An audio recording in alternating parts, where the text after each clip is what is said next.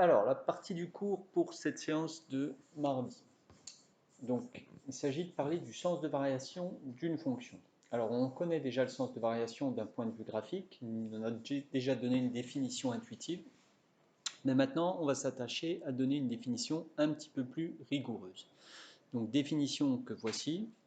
On dit que f est croissante sur un intervalle i lorsque pour tout couple de nombres a et b choisis dans i, tel que a est plus petit que b, on a aussi f de a plus petit que f de b, inférieur ou égal. Autrement dit, l'ordre sur les images ici est le même que sur les antécédents. Et ce qui est important, c'est ça, c'est qu'il n'y a pas de changement d'ordre.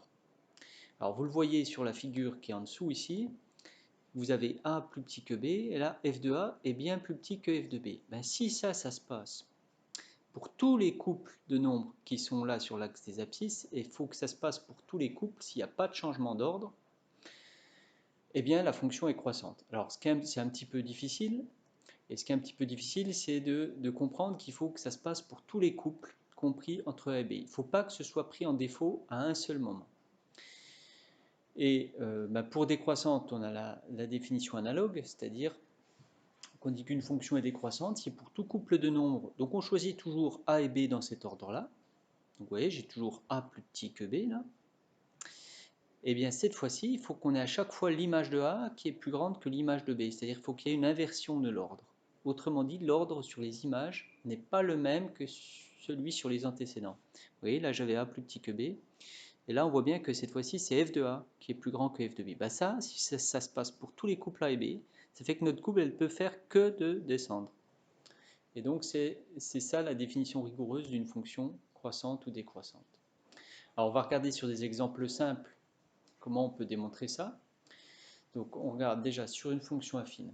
Une fonction affine, je rappelle que c'est du type f de x égale mx plus p, avec m qui s'appelle le coefficient directeur, p l'ordonnée à l'origine, et je rappelle aussi que sa représentation graphique est une droite. Alors, un exemple, trouver le sens de variation de cette fonction-là, 3x moins 6. Bon, je pense que ce n'est pas un grand mystère, je pense qu'on sait qu'elle est, j'espère qu'on sait qu'elle est croissante, mais en tout cas ici on va s'attacher à le démontrer proprement, rigoureusement. Donc si on veut que ça corresponde à la définition d'une fonction croissante, il faut partir avec deux réels a et b dans cet ordre-là et regarder sur les images, quand je vais calculer l'image de a et l'image de b, est-ce que ça reste dans le même ordre ou pas? Alors comment on fait ça? Eh bien, on part ici de a et b, et petit à petit, je vais essayer d'obtenir l'image de a. Alors, l'image de a, c'est 3a moins 6, et l'image de b, c'est 3b moins 6.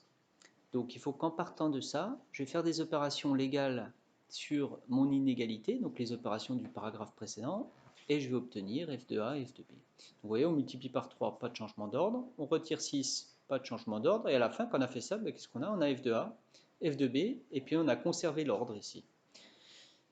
Donc on a obtenu la comparaison des images de A et B, il n'y a pas de changement d'ordre par rapport au A et B de départ. Et bien ça, si on a pris A et B quelconque dans R, ça démontre que la fonction f est croissante sur R. Je donne la représentation graphique de cette fonction, et voilà, bon, on voit bien qu'elle est croissante, il n'y a pas de problème. Je rappelle l'ordonnée à l'origine, vous voyez ça passe ici à moins 6. Deuxième exemple. Donner le sens de variation de f défini par moins 2x plus 5. Donc on va appliquer la même technique, c'est-à-dire je vais prendre deux réels quelconques dans R, mais ordonnés d'une certaine façon, c'est-à-dire je choisis A plus petit que B. Est-ce que quand je vais chercher à obtenir les images f de A et f de B, je conserve le même ordre ou pas?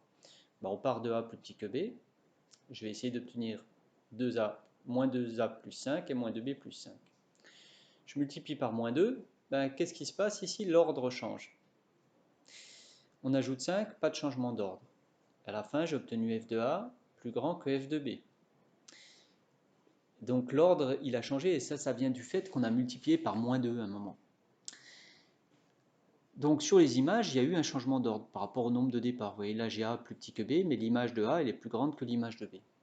Et bien ça, si c'est vrai pour tous les nombres A et B dans R, je peux dire que la fonction f est décroissante sur R. Voilà sa représentation graphique que j'ai fait ici. Donc la remarque, c'est ce que je viens de vous expliquer, hein, c'est quand on multiplie par le coefficient directeur qu'il peut y avoir ou pas un changement d'ordre. Et si le coefficient directeur est positif, bah, ça ne change pas d'ordre, et s'il est négatif, bah, ça change d'ordre. Donc voilà, on retrouve les propriétés habituelles. Si le coefficient directeur est positif, la droite elle monte. Si elle est négative, la droite descend. Et voilà ça résumé dans une propriété. Si vous avez une fonction affine, si le coefficient directeur est positif, la fonction est croissante. S'il est négatif, la fonction est décroissante.